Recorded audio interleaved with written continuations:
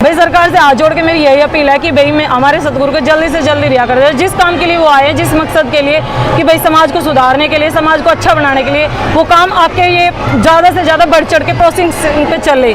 ये ना हो कि भाई ये काम बीच में ही रह जाए किसी के पर्सनल इश्यूज़ की वजह से, या किसी को सतगुरु से जिससे पर्सनल इशू तो वैसे रखने ही नहीं चाहिए, क्योंकि वो तो समाज के भले के लिए आए हैं। उनका कोई अपना पर्सनल काम नहीं है, पर्सनल परिवार नहीं है, पर्सनल ये नहीं कि भाई पर्सनल किसी के लिए कर रहे हैं, वो तो समाज के लिए कर रहे हैं। हमारी यही अपील है देश से या सरकार से, जिससे भी है भाई, जो भी है, जल्दी से जल्दी हमारे सतगुरु को रिहा कर। नमस्कार दोस्तों, द फैक्ट टाइम में आपका स्वागत है। हमारे साथ मनीषा इंसा जी हैं जो वेल एजुकेटेड हैं। इनके साथ सीधी बातचीत आपको दिखाते हैं। इनका क्या कहना है, आखिर कैसी है डेरा सच्चा सौदा संस्था, कैसा है डेरा सच्चा सौदा और कैसे हैं सेंट डॉक्टर गुरमीत राम रहीम सिंह जी इंसा। मनीषा जी क्या बताना चाहती हैं समाज को, जानते हैं इनके साथ सीधी बातचीत करके। Manisha ji, the fact time में आपका स्वागत है।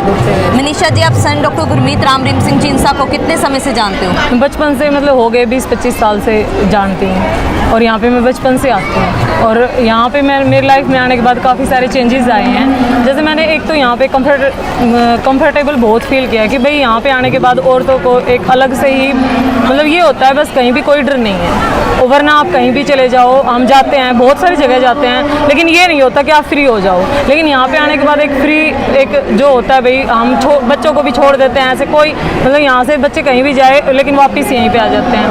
और एक जैसे ये चीज़ होती है कि भाई हमने यहाँ से सीखा है कि भाई किसी से कुछ भी लो मत, ये नहीं कि भाई किसी की चीज़ ले लो, आप रख लो, अपने पास रख लो। या पिताजी ने हमें इतना प्रेरित किया है वहाँ पे, मतलब जब पिताजी बोलते हैं ये अलग से ही फील होता है। दूसरों के लिए कुछ करने की भावना, दूसरे के मतलब कोई जा रहा है उसे हेल्प देने की भावना, ये नहीं बस में अगर कोई खड़ा है।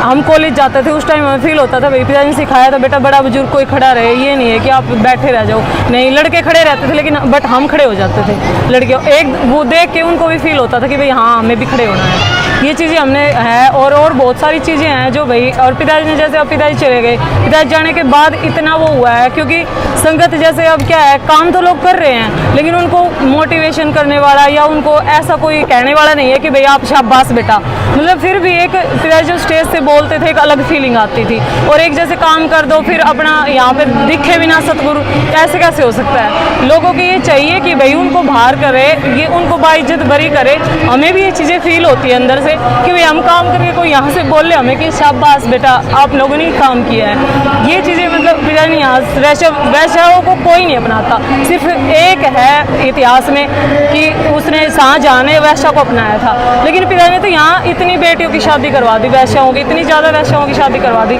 लेकिन किसी ने ये चीज़ नोटिस की नहीं की, कि अखबार वाले ने ये चीज़ें दिखाई नहीं दिखाई, किसी न्यूज़ वाले ने बस ये तेरावास है, ये गुफा है, अरे जो चीज़ें उन्होंने देखी नहीं उसको वो रिजोर्ट हमने उसी टाइम देखा जब पिताजी गया था, वो रिजोर्ट है, सब लोगों ने उसे तेरावास बरकरार कर दिया। वो तो चलो हमने देख रखा था, हमें पता था भाई ये रिजोर्ट है, वरना लोग तो उसे तेरावास ही समझ बैठे हैं। तो इस तरीके से क्यों किया जा रहा है एक संत के साथ? मतलब ये चीज़ें इसलिए की जाती है ना कि आप लोग अच्छी चीज़ों को दबा दो बस, कि कहीं ये फेमस होके कहीं ये कुछ भी करके ये ना हो जाए। राजनीति में आ जाए, राजनीति वाले लोगों को इतनी फिक्र होती है अपनी कि बस, अरे उन्हें ये नहीं पता पॉलिटिक्स किस चीज़ के लिए है, देश के लिए है ना पॉलिटिक्स। तो देश का जो अच्छा कर रहा है उस बंदे से आपको क्या खतरा हो सकता है? उसको तो आप ये करो, बल्कि ऊपर से ऊपर लेके आओ उस बंदे को कि वो ज़्यादा से ज़्यादा लोगों से ये काम करवा सके। आप घर में हो, आप अपने बच्चे से एक काम करवा के दिखा दो, एक गिलास पानी मंगवा के दिखा दो, और तो बात छोड़ दो, आप एक गिलास पानी आप बच्चे से ओबे करवा के दिखा दो। और पिताजी ने यहाँ पे करोड़ों साध संगत को इस चीज़ के लिए मोटिवेट किया है, और वो संगत ये नहीं है काम नहीं कर रही, हम कर रहे हैं तब हमें पता है काम कर रही है। बिल्कुल ब्लॉकों में जा के देखो, एक मीडिया वाले देखो कि भाई ये काम सच में जमीनी तौर पे हो रहे हैं या नहीं हो रहे। आपका मतलब एक तो ये होता है कि बस कागजी तौर पे आया, वीडियो साइन किया, बस ये काम हो गया, नहीं ऐसा नहीं होता। डेरा सच्चा सौदा एक ऐसी संस्था है जहाँ पे जमीनी तौर पे काम किया जाता है, बोलना नहीं जाता, बल्कि बोलते बहुत कम है, दिखाते बहुत कम है, क्योंकि वो चाहते हैं कि बस हमारे सतगुरु को पता हो भाई ये काम हमने कर दिया, बस सतगुरु हमें शाबाशी दे। और सतगुरु उनकी ये नहीं है, रहमतों से झोलियां भरते हैं तब लोग काम करते हैं, ऐसे कोई काम नहीं करता। अब कहते हैं ना ये आम इंसान है, आम इंसान है, आम इंसान है तो वो और कोई लोगों को क्यों नहीं बख्श देता कि भाई कैंसर ठीक हो गई, ये ठीक हो गई, ये यहाँ से कुछ। हमारे घर में खुद ऐसी बीमारियां थी जो ठीक हुई हैं। मेरी जो सास है उसको 3 जगह से रीढ़ की हड्डी क्रैक थी, मतलब आज हम एक्सरा दिखाते हैं ना, मैदानता में थी वो, आज हम एक्सरा जिन लोगों को दिखाते हैं कहते हैं रीढ़ की हड्डी थी नहीं, क्रैक, ऐसे झूठ बोलते हो आप लोग, ठीक हो गई, कैसे ठीक हो गई?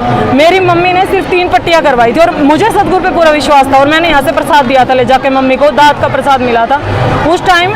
मेरी मम्मी की रीढ़ की हड्डी का कोई चांस नहीं, मैदानता वालों ने कह दिया था यहाँ से तो पैरालाइज हो ही जाएगी, बिल्कुल कन्फर्म है ये है। और मेरी मम्मी आज बिल्कुल सत्संग में आते, सेवा करती है, आप देख अभी वो चले गए आगे, वरना मैं दिखा देती 1 महीने में। और हाँ, ये है सतगुरु पे हमारा विश्वास, कंटिन्यू सेवा सिमरन परमार्थ, ये चीजें चलती अब रही हैं। समाज के ऊपर क्या प्रभाव पड़ रहा है 4 सालों से? भाई 4 सालों से समाज पे ये प्रभाव पड़ रहा है कि जो संगत काम कर रही है उन लोगों को कोई मोटिवेट करने वाला कौन है यहाँ पे? सिर्फ संगत आपस में ही मोटिवेट कर लेती है। एक बात बताओ, आपके घर का कोई मुखिया है, बहुत खास है, वो आपके पूरे परिवार को संभाले हुए है, चलो एक डेथ हो गई वो एक अलग बात होती है, लेकिन वो बंदा ना रहे आपके परिवार से, कोई उसको जबरदस्ती कुछ आरोप लगा के भेजे तो आपका परिवार पे क्या इफेक्ट पड़ेगा? आपका परिवार क्या मतलब उस बंदे को याद करेगा ना, काम तो वो करेंगे लेकिन उस उत्साह से नहीं करेंगे, उससे नहीं करेंगे जिससे। और एक ये चीज़ है भाई, आप संगत को जैसे ये लगने लगे सरकार तो हमारे गुरु जी को छोड़ती नहीं है, भाई हर जगह से बाइज्जत भरी है, सबको पता है 7 करोड़ संगत यहाँ आ रही है तो इन लोगों को पता है कि बेकसूर। एक बात आपको किसी ने यहाँ पे आके छेड़ा, मेरे को छेड़ा, मेरे बच्चे 2 बेटियां हैं मेरी यहाँ पे आ रही है और मैं यहीं पे पढ़ रही है सासत नाम जी स्कूल में, किसी ने उनको छेड़ा। जब यहाँ पे गंदगी होती तो यहाँ पे गंदगी, जब करने वाला गलत होता तो फिर और बाकी कैसे सही हो जाते?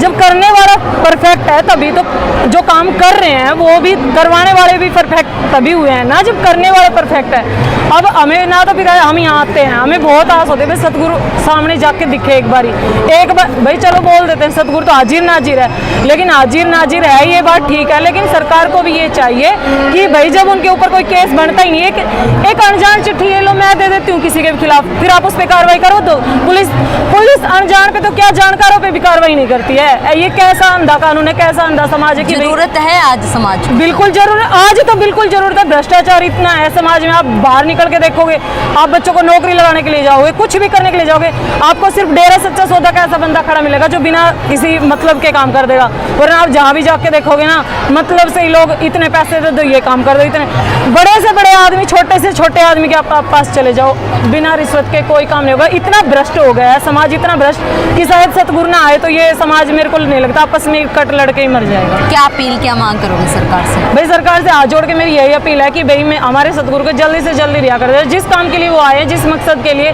कि भाई समाज को सुधारने के लिए, समाज को अच्छा बनाने के लिए, वो काम आपके ये ज़्यादा से ज़्यादा बढ़ चढ़ के प्रोसेसिंग पे चले।